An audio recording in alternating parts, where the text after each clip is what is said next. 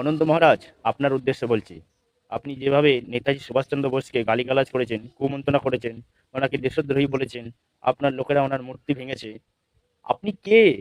এত সাহস আপনাকে কে দিয়েছে? হ্যাঁ, আপনি কোন রাজ্যের রাজা যে আপনি এভাবে নেতাজি সুভাষচন্দ্র বোসকে অপমান করবেন? হ্যাঁ,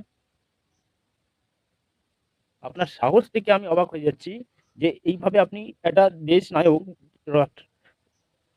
নায়ককে আপনি অপমান করেছেন।